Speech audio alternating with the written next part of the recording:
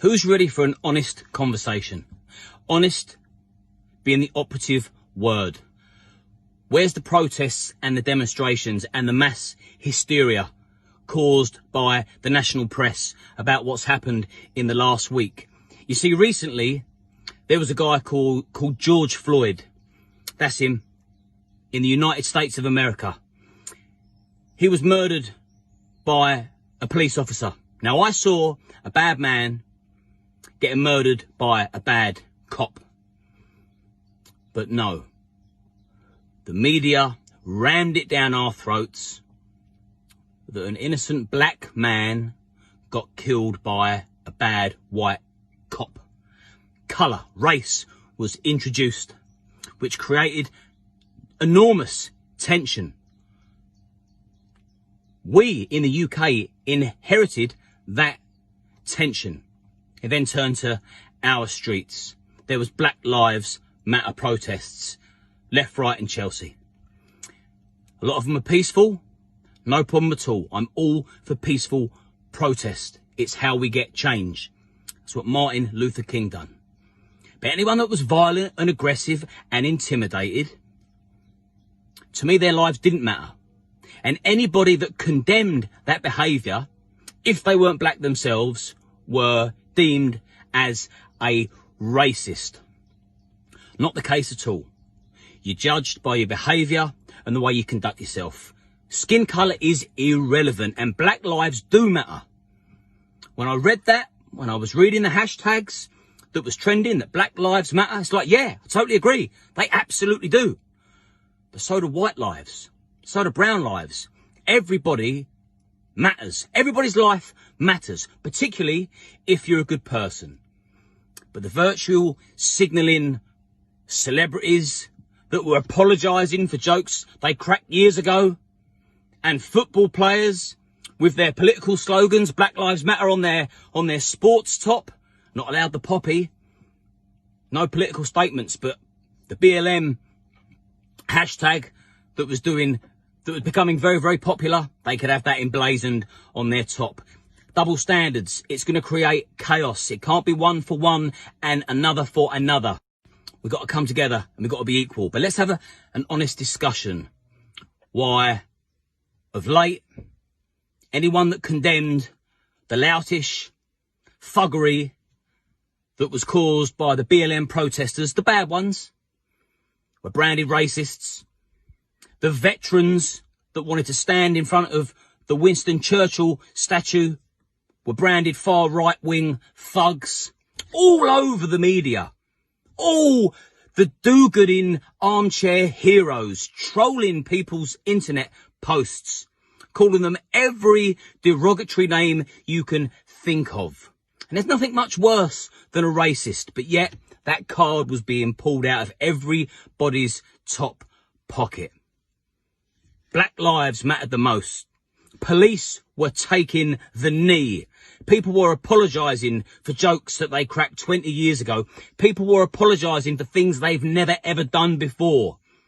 There's not a single black person watching this video that has ever been a slave. And there's no white person that's watching this video that has ever had a slave. So I suggest that everybody acknowledges the fact that there is no future in the past. So you've got to leave it there. Or how the hell are we going to move forward harmoniously? But here's the moment of truth.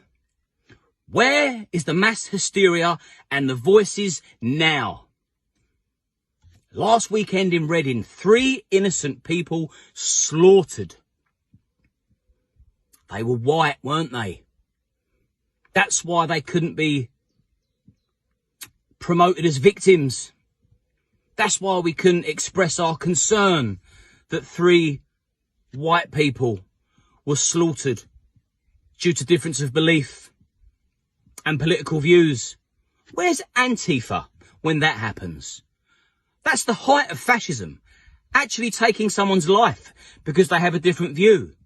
But no, the mainstream media and the wallies on the internet, they're more interested about telling you his story about how he got from Libya to the UK, that he was a refugee.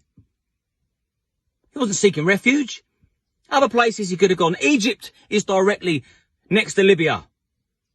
He was an immigrant that come over, that bled the system, abused the system, and then switched on the system, turned on the very country that put their arms out to him and murdered innocent people.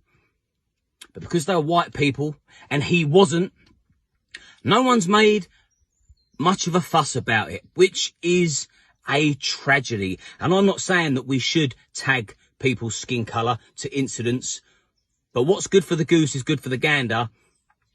And this video is predominantly focusing on the outrageous hypocrisy that we walk amongst, that we're breathing in our lungs. It's disgusting. And then last night, a Brixton street party that ended up with hundreds of people from the black community chasing and attacking the British police force and smashing up their vehicles and swinging swords in the air. Why do you think they're behaving like that? Because you've led them to believe they're oppressed and that they're victims. You drop to your knees and apologise for things you've never done. This is their idea of retribution. They feel fully justified to behave like that when it's despicable. Why are we not standing up for what's right? Why has it got to be fear of being branded, a certain tag? I'll tell you about oppression. The guy that flew a White Lives Matter banner over Burnley FC, he's lost his job. He's lost his livelihood, his living.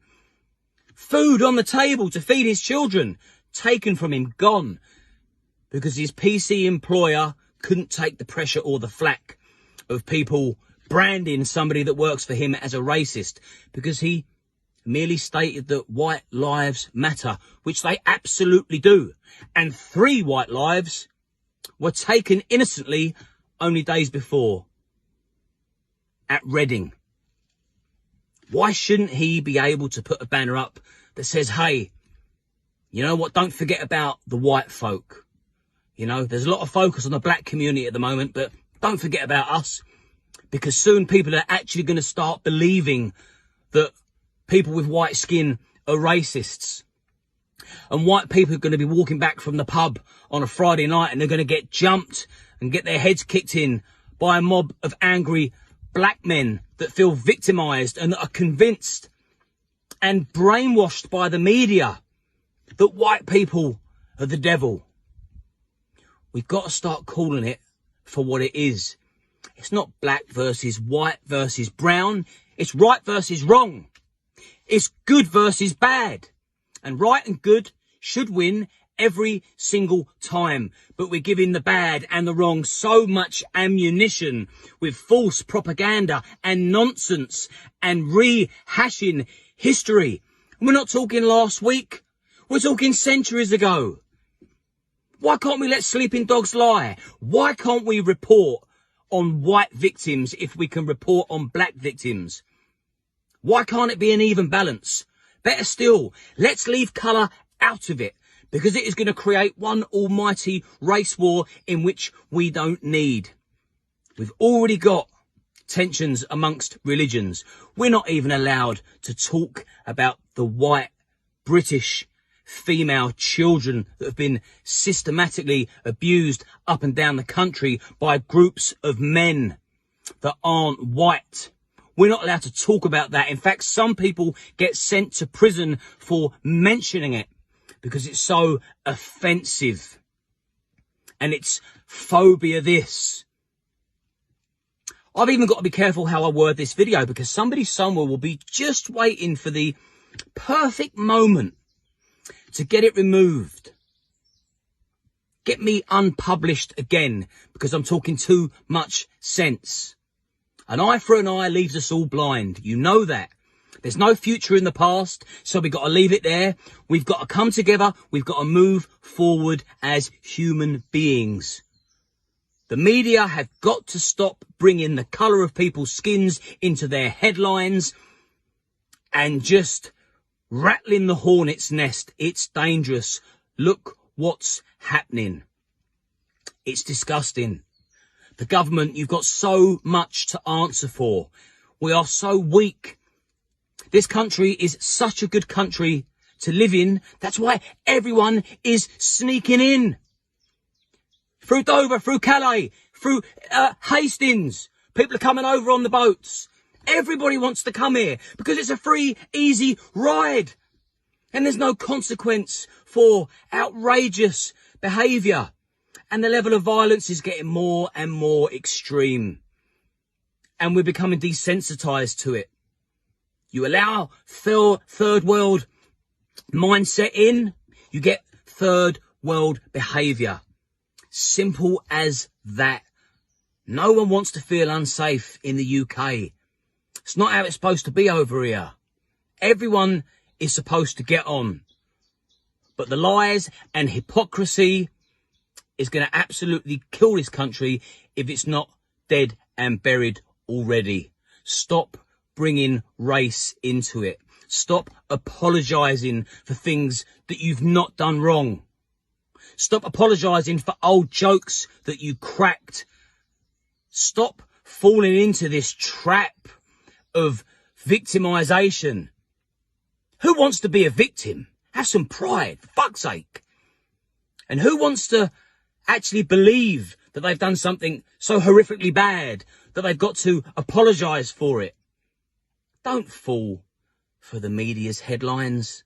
Don't fall for the armchair heroes that have got nothing else better to do than troll people's posts with false information and pluck false stats out of the sky to make you feel like a bad person. Don't do it. Harmony. Black and white unite. It's got to stop immediately. And the buck has to stop with the government. Stop taking the knee. Make it clear. If you protest in the streets and it becomes violent, where people can get injured and innocent parties can end up dead, then you are going to show no mercy. Zero tolerance. Hefty prison sentences. Water cannons. Pull them out the bag and use them.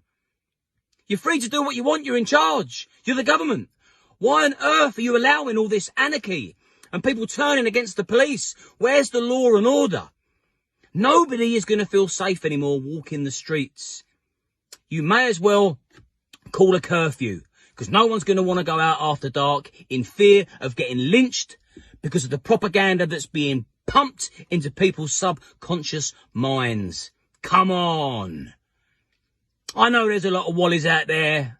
The internet is a breeding ground for them, but come on. It's gone way too far now. Put things into perspective. Rationalise the current situation. We're not at war with each other. We're being manipulated. Wake up, smell the coffee,